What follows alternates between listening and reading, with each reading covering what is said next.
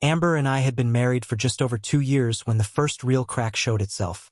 Though if I'm being honest, it wasn't a crack at first. It was more like a hairline fracture, the kind you only notice when the light hits it a certain way. You tell yourself it's nothing, that the structure is still sound, but in the back of your mind, you know it could split wide open at any time. It happened at a charity gala in the City Museum, one of those events we attended more for appearances than genuine enjoyment. Black tie dress code, champagne flutes passed on silver trays, speeches echoing under the high domed ceiling. Amber loved these things. Mingling with donors, knowing exactly when to laugh, when to tilt her head in interest. I played my role as the quiet, supportive husband, smiling through conversations I'd forget as soon as they ended. At some point in the evening, she stepped away to take a quick call from one of the event coordinators. I was left at our table, idly swirling the last sip of champagne in my glass. Her clutch purse sat next to me. It wasn't curiosity that made me look. It was habit. The way you glance at the time or notice a door left ajar. The clutch had tipped slightly, the clasp still open. That's when I saw them. 2 hotel keycards, neatly tucked inside one of the small interior pockets. They weren't for just any hotel.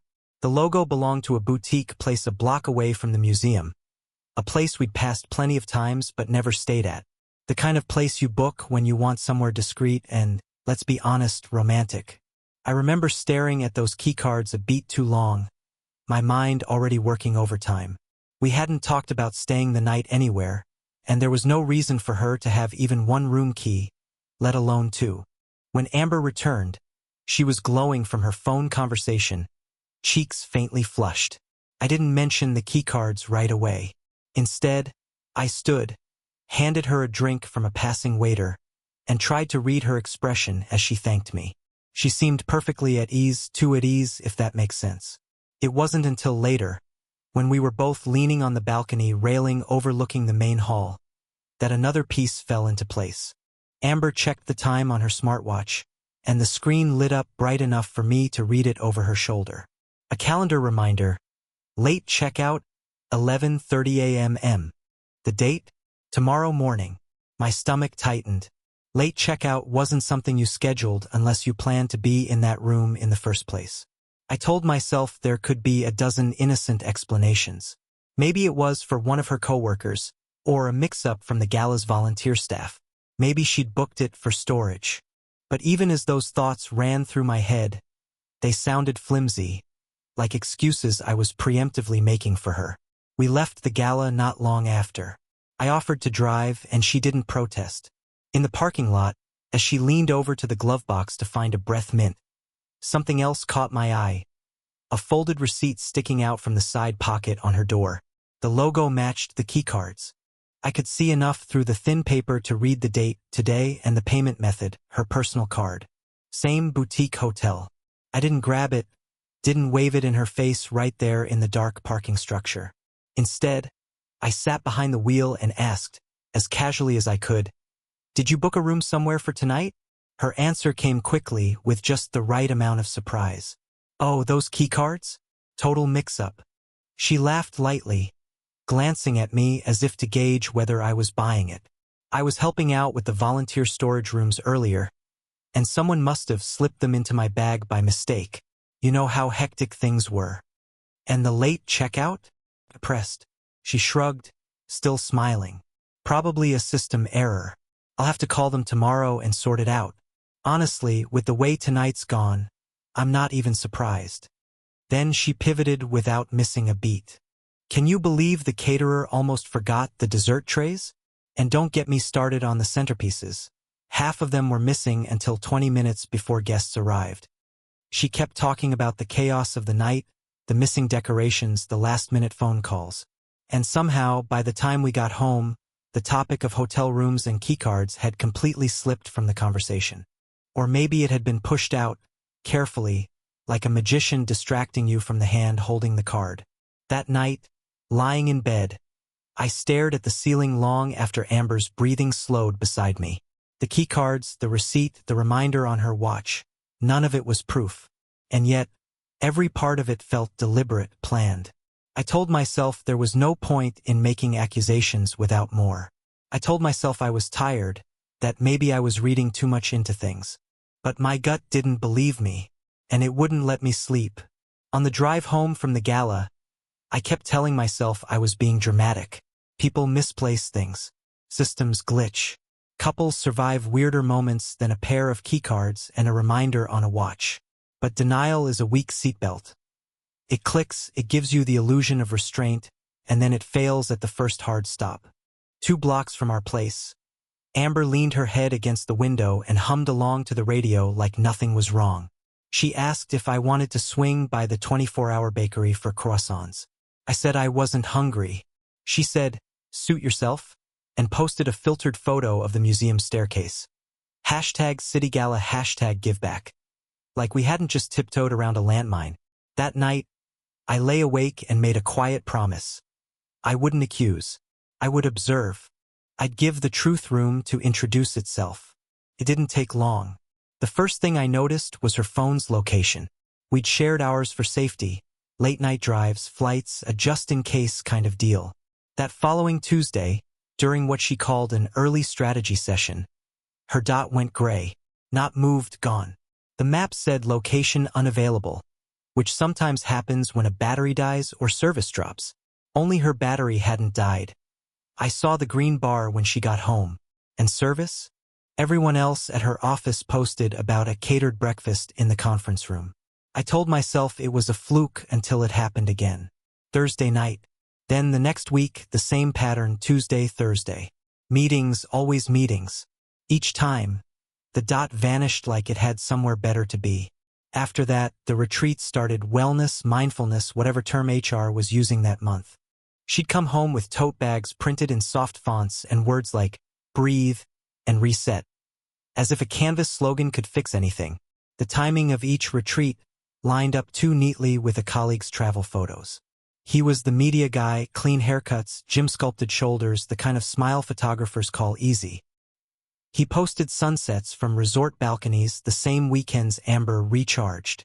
Different hashtags, same horizon. I told myself I was pattern hunting, that anxiety can make coincidences look like conspiracies. But the credit card bills kept arguing with me. Charges from restaurants in neighborhoods we'd never visited together, wine bars with one-word names, places where the menus were printed on paper you weren't supposed to wrinkle. There were receipts for a jazz lounge in the Brickline district, 2 blocks from that boutique hotel. Twice the tip, always signed with a little flourish I didn't recognize on the copy she accidentally left near the shredding pile. Some Saturdays I'd wake up to her note, "Gym plus errands. Back by noon, heart suit."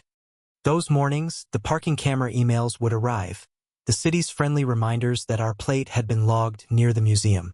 "Routine survey," the subject line said. Both times, early Saturday, 9:11 a.m. and 9:07 a.m. Both times, the block shared by the hotel. When I asked how errands took her that way, she had a ready answer. New florist. Better prices. Funny, because the charges were from Fable and Fig, a florist whose bouquets I'd only seen in other people's kitchens. Then came the gifts. Flowers showed up at the house with no card. Peonies and spring shades I don't think bloom here that time of year. A necklace, small, delicate, arrived in a velvet pouch with a sticky note. For the team's rock. No sender. I asked, "Who's the team?" She laughed and said, "Everyone and no one." The jewelry didn't feel like everyone, though. Felt like a singular, careful eye. A few days later, she wore a new charm on her bracelet.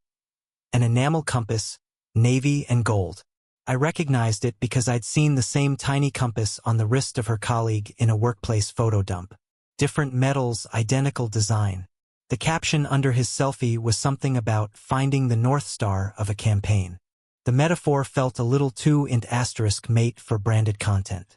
Everyone says hindsight is 20/20ths. Mine got corrective lenses the day our nephew turned 7. We'd planned the party for weeks. Backyard games, water balloons, the rocket-shaped cake I'd volunteered to pick up. Amber promised she'd leave a light weekend check-in early to help set up. 1 hour before guests arrived, she texted that she was stuck wrapping up. Confetti emoji. I drove past the museum on my way to the bakery and saw her car slide into a space near the hotel loading zone. I didn't honk. I didn't even slow down. I just kept driving and told myself cake comes before confrontation. I didn't chase her. I tied balloons, set tables, pretended I'd always planned to do it alone. When she arrived 90 minutes late, she smelled like a lobby. Lemon polish and a cologne that wasn't mine. She kissed my cheek and asked if the kids liked the astronaut plates. I said they did. I didn't ask where she'd really been. It turned out the kids weren't the only ones learning to pretend. I started paying attention to small things. The way her phone lived face down. The way she'd step onto the porch to take a call and come back 20 minutes later with a smile that had to be put away when she saw me. The way she began carrying that clutch, yes, the gala clutch, on random weeknights. When I teased her about bringing evening wear to the grocery store, she said, "It's the only one that fits my work badge." And I laughed, because the alternative was asking to look inside. I learned to read the topography of our kitchen counter. On days she saw the colleague, there'd be a ring of coffee where a to-go cup had rested too long. On nights she stayed late, there'd be a paper napkin folded as neat as an apology. I'm not proud of how many inanimate things I interrogated for answers. If there's a SK*LL you gain when you suspect betrayal, it's mapping. I became a cartographer of absence. I built a mental calendar and pin strings between events. Wellness retreat, Friday through Sunday. His photo, Friday sunset, caption earned it. Her expense, Sunday ride share from Main and 6th, the hotel's corner. The pattern repeated until even I stopped calling it coincidence. The strange part? She kept bringing home glow-in-the-dark evidence and then acting like she was helping me clean it. "Look what the team sent," she'd say, holding up another bouquet. Or, "They surprised me for pushing the campaign across the finish line." I wanted to be the kind of man who says, "That's great," and means it. Instead, I memorized the ribbon color and Googled which shop ties bows in that exact shade. Twice in those weeks, she asked me to move our plans. Sunday breakfast with my parents, then my dad's checkup I'd promised to drive him to, because the client needs me on standby. Both times I rescheduled. Both times, her dot vanished at roughly the same hour a parking camera later claimed her license plate appeared near the hotel. If you hear a hinge squeal long enough, you stop pretending the door isn't opening. I looked for a test I could pass or fail. Something objective. So I bought us 2 tickets to a small comedy show we used to love, cheap drinks, brick wall stage, real laughter. I surprised her with them on a Tuesday morning. She smiled wide, kissed me, tucked the tickets into her planner. That afternoon she texted, "Crisis. May have to skip. Rain check." The colleague posted a boomerang from a rooftop at 9:17 p.m. 2 glasses tapping, city lights stuttering behind them. Her planner held the tickets like a pressed flower that never belonged to us. By then, the bracelet charm had company. A tiny silver key appeared beside the compass, tasteful and quiet. I asked if it was new. "The team again," she said. I asked which team, marketing, ops, leadership. "Does it matter?" she said. And the answer lived in my throat, thick and unspoken. I didn't confront her. Not yet. I wanted to be sure. Or maybe I just wanted to delay the moment when our life would split into before and after. So I kept collecting these small, sharp objects. I arranged them in the quiet, the way you lay out tools before you take something apart, hoping a clear blueprint will appear. It wasn't proof, not the kind a courtroom would clap for. But it was a pattern I could see when I closed my eyes. And more, it overlapped perfectly with the parts of my life I'd hoped she'd guard with me. The breakfasts with my parents, my sister's Sunday dinner invite, the weekend we were going to drive to the lake and finally use the paddleboard still shrink-wrapped in our garage. Every time my family plans appeared on the calendar, her dot disappeared from the map. Maybe that was the cruelest part. The absence didn't just take her from me. It took her from the people who had made room at their tables and called her daughter. When she asked me one quiet night why I'd gone silent during a movie, I said I was tired. It was easier than saying I was building a case and praying I'd never have to use it. The case kept building anyway. It happened on a Thursday evening, the kind that starts quietly and ends with your life rearranged. I'd been home for barely an hour, still in my work clothes, when my phone buzzed. The email subject line caught my eye before I even picked it up. "Thank you for your stay, boutique hotel." First, I thought it was spam. I hadn't been to a hotel in months, let alone that one. But the sender wasn't random. It was the loyalty program Amber had signed up for back when we took a weekend trip to the coast. I opened it. Inside was a perfectly polite receipt, confirming a couple's weekend package. A room for two, champagne on arrival, late breakfast for two, and a late checkout, tomorrow at noon. The check-in time was less than an hour ago. My chest went tight. This wasn't the kind of thing you misinterpret. There was no corporate retreat explanation, no volunteer storage room twist this time. It was a transaction logged in real time, and it had her written all over it. I didn't think. I just moved. Keys, wallet, jacket. I left without a plan other than to see for myself. My hands gripped the steering wheel so hard on the drive downtown that my fingers went numb. The hotel sat on a side street, the same boutique place whose keycards I'd seen in her clutch at the gala. The lobby was all marble and warm lighting. I parked a few spots down and waited. If I was wrong, I told myself, I'd drive home. But I wasn't wrong. 20 minutes later, I saw her. She stepped out of the elevator with him, the colleague. His arm was linked with hers in that absent, automatic way that comes from practice. She laughed at something he said, head tilted just enough for the concierge to greet her by name. She didn't look around. She didn't expect me to be there. I stayed in the car, staring, feeling a strange stillness settle over me. No explosion, no scene, just confirmation.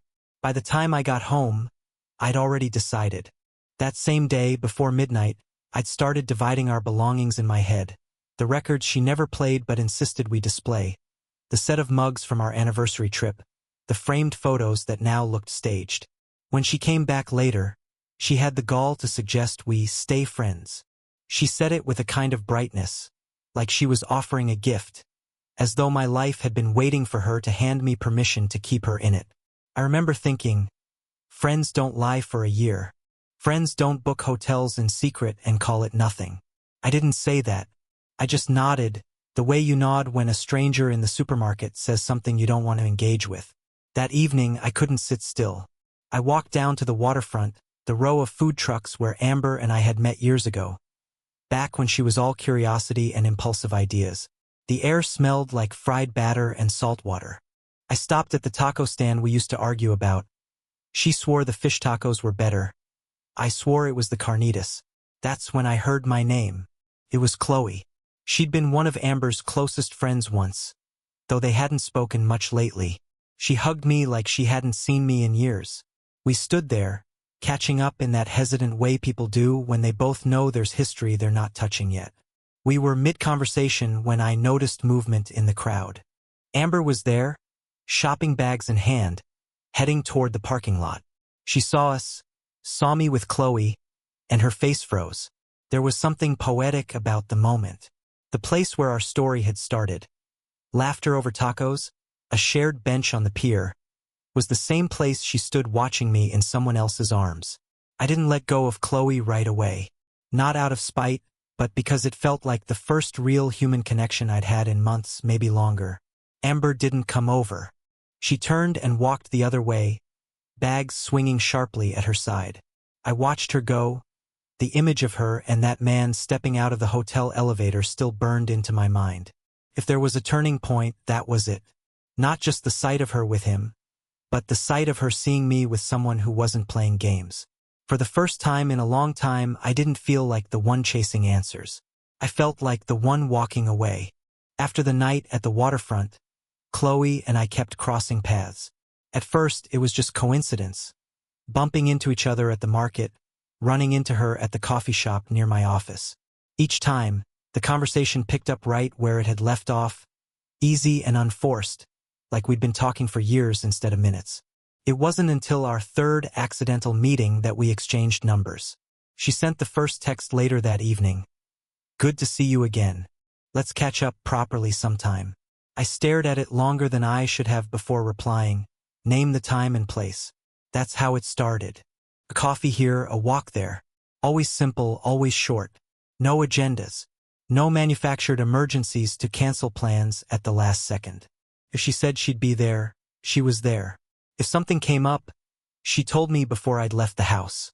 After years of weathering Amber's vanishing acts, it felt almost strange to have plans go exactly as expected. It wasn't romantic, not yet. Maybe not even in our minds. But it was steady, and steady was something I hadn't realized I'd been starving for. Chloe told me, in pieces, why she and Amber had fallen out. She pushes boundaries, Chloe said once, stirring her coffee absently.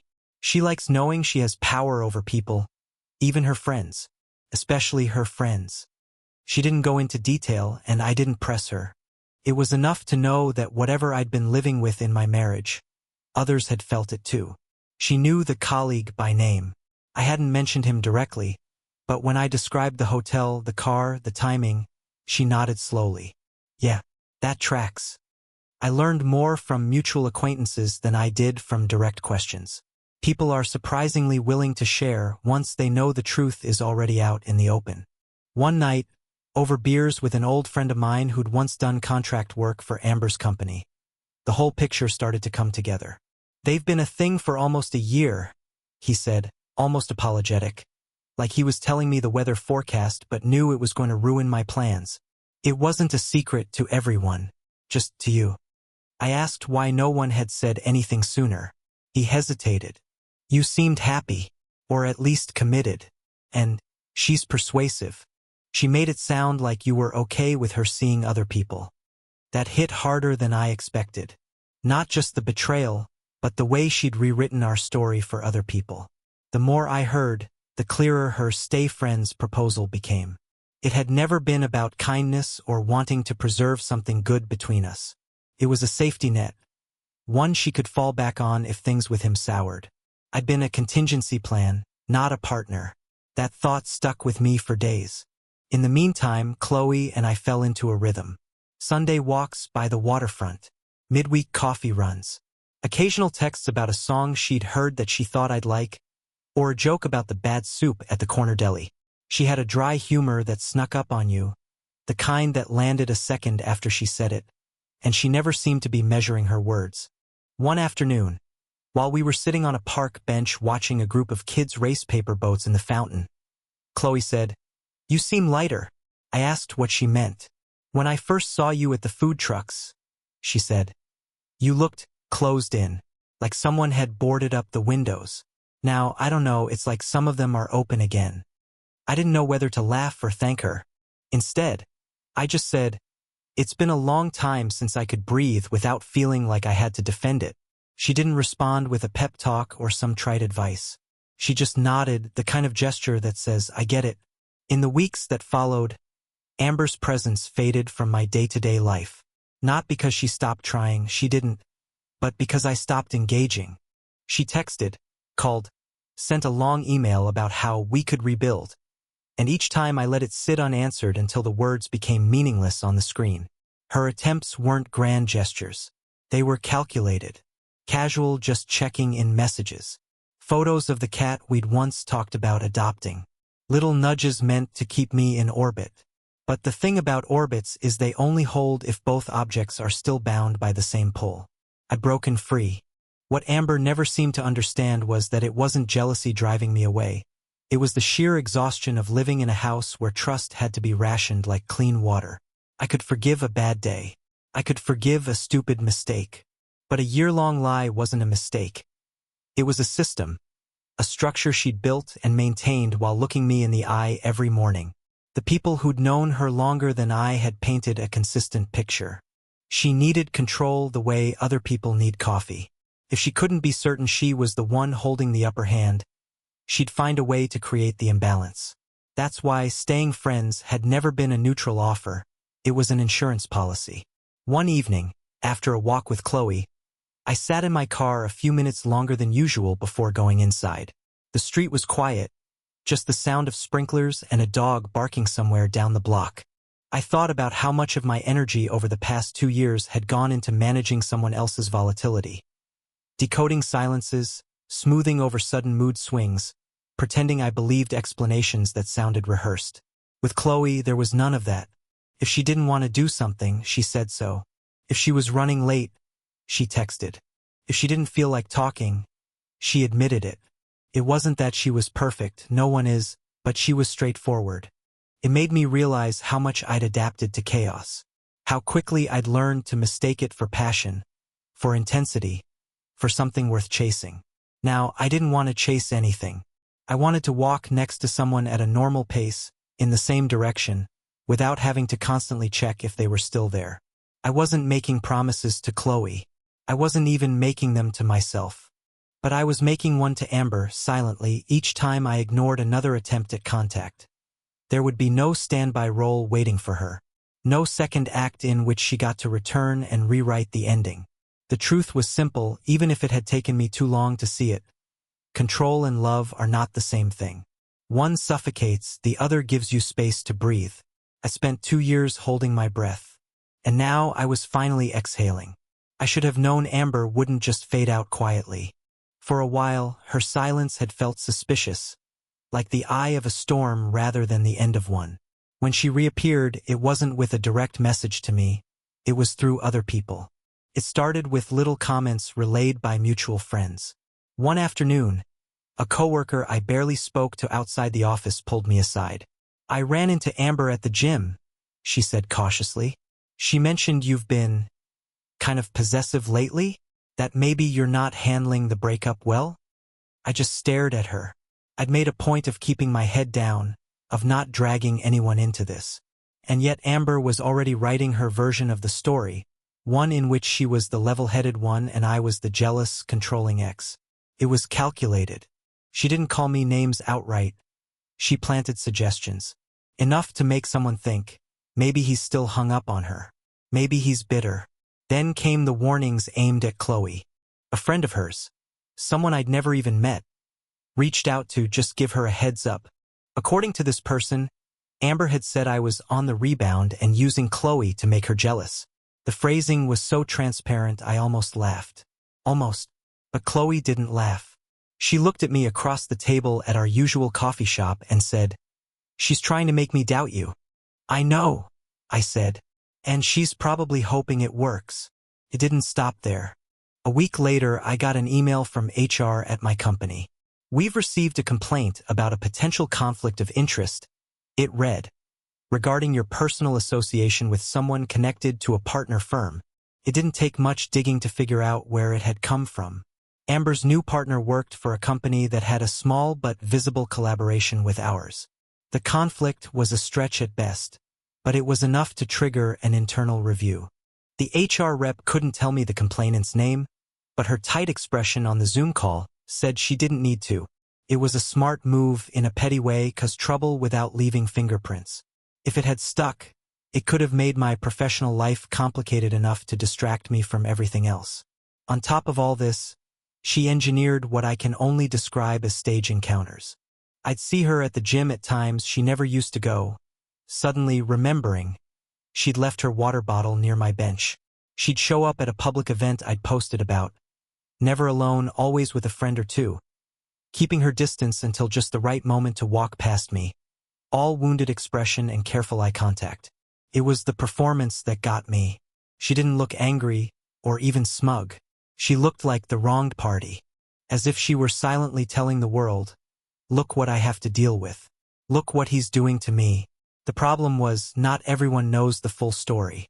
And if you give someone enough repeated images of the same narrative, they start to believe it. I'd already heard from 2 mutual friends who hoped we could work things out, because it's clear she still cares. That was the brilliance of her approach. It didn't matter if they believed her completely. All she needed was for them to wonder, to introduce just enough doubt to keep me defending myself instead of moving forward. It might have worked if I'd been the same person I was 6 months earlier. Back then, I would have scrambled to correct the record to prove my side. But now, I didn't have the energy or the interest. When people asked, I gave the same answer every time. It's over. That's all that matters. Chloe, to her credit, didn't waver.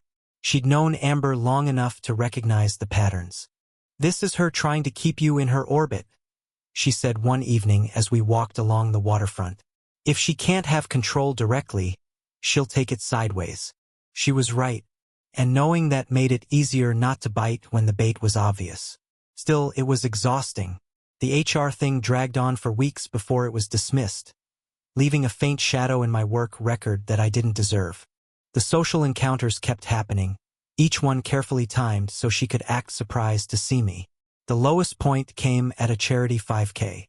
Chloe had signed up months earlier, and I'd agreed to join her. We were halfway through the course when I heard my name. Amber was there, jogging toward us, wearing the event t-shirt and a bright, rehearsed smile.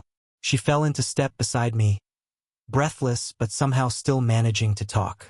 "Hey, I didn't know you were running," she said, as if we hadn't seen each other in months, which was true, but only because I'd made it that way. I kept my eyes on the path. "We're in the middle of something." She ignored that, looking past me to Chloe. "Hi, Chloe. Good to see you. You look, well." Chloe didn't answer. She didn't even slow her pace. After a few awkward beats, Amber drifted ahead, waving at a photographer as if the whole thing had been an accidental run-in instead of a scripted scene. The photos went up on the event's website 2 days later. There she was, in the background of sh*T of me and Chloe, her expression perfectly caught between hurt and resilience. It was the kind of image you could spin any way you wanted. I realized then that I wasn't just dealing with someone trying to win me back. I was dealing with someone who needed the appearance of being in the right more than she needed the reality. And the only way to win against that is not to play. So I stopped reacting. I stopped acknowledging the run-ins, the messages relayed through friends, the subtle digs that found their way to me. If anyone asked, I kept it short. We've both moved on. It was the truth, even if she hadn't. The pressure didn't disappear overnight, but without my responses to feed it, it started to lose shape. The HR nonsense dried up. The coincidental encounters became less frequent. Eventually, the only sign of her was the occasional story from a mutual acquaintance, usually beginning with, "You'll never guess who I ran into." By then, I didn't even care to guess.